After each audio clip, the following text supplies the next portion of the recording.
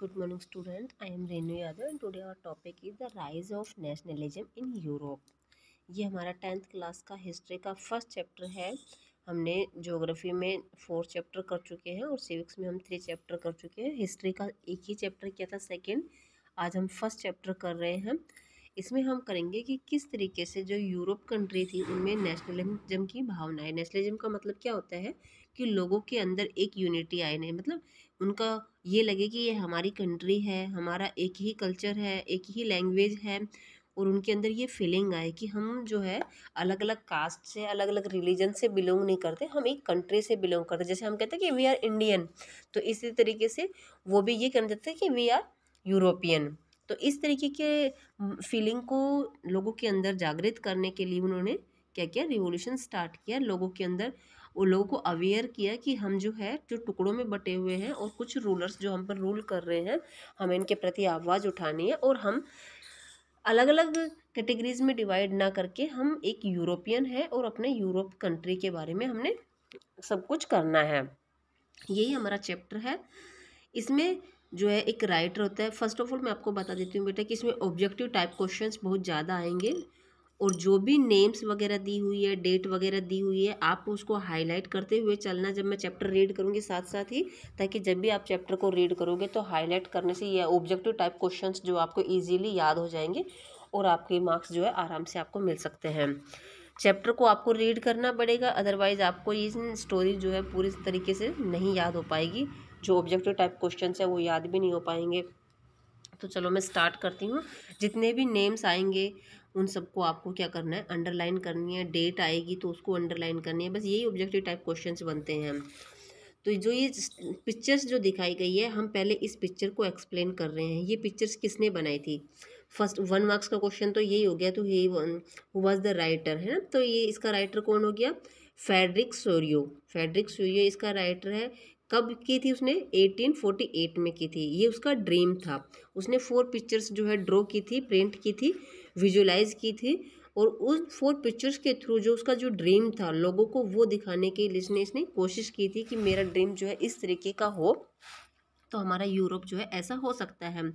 तो first painting जो है वो ये क्या शो कर रही है, आप ये पिक्चर्स में देख सकते हो। क्या शो कर रही है? पीपल यूरोपियन एंड अमेरिकन, कि इसमें सभी कंट्री के लोग हैं, यूरोप के भी है, अमेरिका के भी है, मैन भी है, वुमेन भी है और ऑल एजेस, सभी एज ग्रुप के लोग हैं। सोशल कास्टेज, सभी रिलीजन के, सभी कास्ट के लोग हैं इसमें। ये नहीं कि ये जो है एक कास्ट है, नहीं है, नहीं, सब लोग मिलकर मतलब आगे आए हैं और ये मार्च कर रहे हैं आए लॉन्ग ट्रेन के रूप में। आपको दिख रहा है ना कि ये किस तरीके से एक लाइन बनी हुई है ना। तो इन्होंने एक लॉन्ग ट्रेन बनाई हुई है। ये ऑफरिंग कर रहे हैं। होमेज का मतलब होता है कि सर झुका के नमस्कार करना, रेस्पेक्टफुली किसी को हम सर झुका के नमस्ते करते हैं ना, तो ये उस तरीके का इन्होंने इंडिकेट किया हुआ है।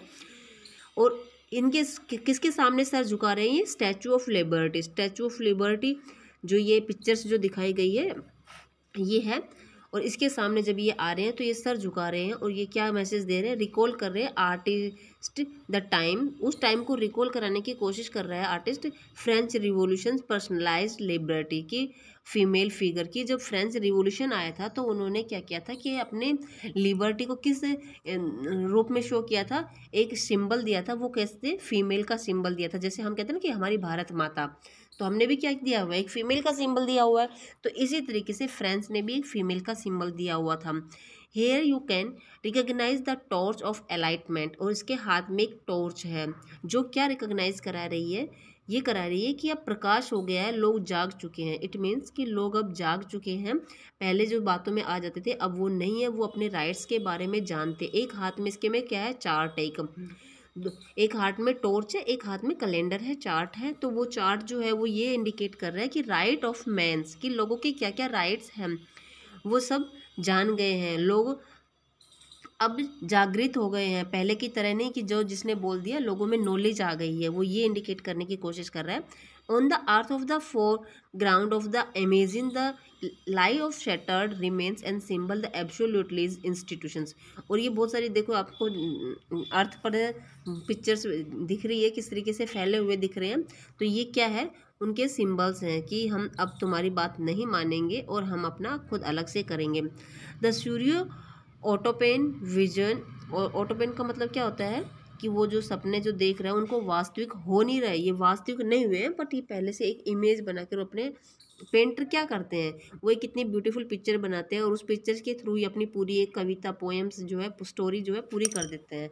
तो ये वही इसने किया हुआ है कि इसने एक पिक्चर बनाई और उस पिक्चर में जो इसके ड्रीम्स थे वो उसने पूरा विजुलाइज किया है। People of the world and group the distinct nation, कि जो लोगों जो वर्ल्ड के जो लोग हैं वो एक नेशन के रूप में आए, अपनी एक आइडेंटिटी बनाए, उनका अपना एक फ्लैग हो, अपना नेशन हो, कस्टम हो, कि मतलब अपने ही रीति रिवाज हो, अपना ही कल्चर हो। Leading the processing the past of the statue of liberty, जो कि पास्ट ऑफ स्टैचू लिबर्टी ये शो कर रही है कि यूनाइटेड स्टेट्स स्विट्जरलैंड, कि हम कैसे यूनाइटेड स्टेट और स्विट्जरलैंड पहले जो है इंडिपेंडेंट हो चुके हैं, वो अपना एक नेशन बना चुके हैं, तो हमें भी इस तरीके से बनाना है। Time were already nation state, ये पहले से ही नेशन स्टेट है, और अब फ्रांस जो है अपनी एक फ्रांस जो है अपनी एक आइडेंटिटी बना चुका है। रिवोल्यूशंस के थ्रू उन्होंने अपना फ्लैग जो है चेंज करके ट्री कलर कर लिया है। इसी के साथ साथ जर्मन के लोगों ने भी अपने फ्लैग को जो है क्या कर दिया, black red and gold flag कर दिया। तो सूर्य जो है वो क्रिएट कर रहा है इस इमेजिन को कि जर्मन पीपल जो है did not exist the United state, कि वो अपने आप को यूनाइटेड स्टेट में एग्जिस्ट नहीं कर पाए इतने easily. The flag carry off the expense of the liberty hope the 1488, और 1488 तक उन्होंने इसके लिए यूनिफाई किया, मतलब अपने आप के लिए बार बार इन्होंने लिबर्टी की लड़ाई लड़ी रिवोल्यूशन के लिए, बट ये अपने आप को जो है यूनिफाई नहीं कर पाए। क्यों नहीं कर पाए? क्योंकि इनमें यूनिटी आ ही नहीं पाई, लोगों को पूर्ण रूप से ये मैसेज दे ही नहीं पाए। जर्मन स्पीकिंग प्रिंसिपलिटीज़, क्योंकि वहाँ पर जर्मन के स्पीकिंग करने को प्रिंसिपलिटीज ज़्यादा थी। Into the nation state under the democratic constitutions, और वहाँ पर डेमोक्रेटिक कॉन्स्टिट्यूशंस लाया गया जब यूनिटी आई तब।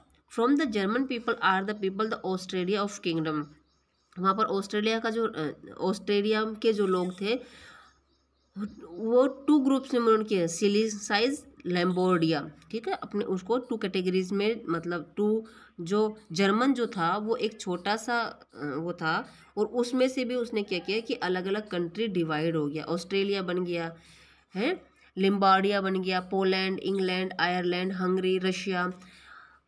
From the heaven of the Christ saint of the angel sage upon the sense, अब इन्होंने क्या किया कि ये मैसेज देना स्टार्ट किया। फ्रांस रिवॉल्यूशन जो था वो, अब फ्रांस जो है नेशन स्टेट बन चुका है, अब उसने क्या किया कि जो हमारे आसपास के जो कंट्री है जो मोनार्की सिस्टम है जिनमें, उनमें भी हम क्या करेंगे, लिबर्टी लेकर आएंगे, नेशनलिज्म लेकर लाएंगे, और इनको इस सारे फ्रेटर्निटी को हम क्या करेंगे, वर्ल्ड में फैलाएंगे, मतलब भाईचारे की भावना को फैलाएंगे।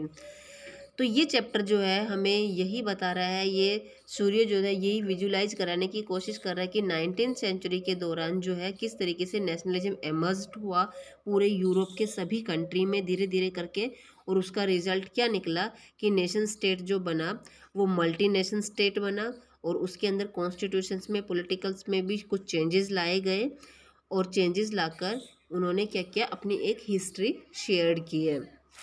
अब जो हमारा जो चैप्टर जो है वो देखिए, चैप्टर जो हमारा क्या है, the French revolution and idea of the nation, कि फ्रेंच रिवॉल्यूशन आने से किस तरीके से अदर कंट्री है उनके अंदर भी नेशन का आइडिया आने लगा।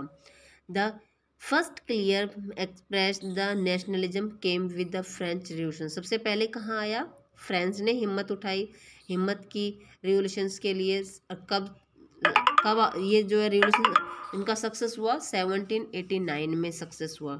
अब है कि सक्सेस होने के बाद क्या क्या इनके पास चेंजेस आ गए थे, तो ये हम नेक्स्ट वीडियो में करेंगे। हमारी वीडियो जो है बहुत लेंदी हो जाती है, तो अब हैव ए नाइस डे।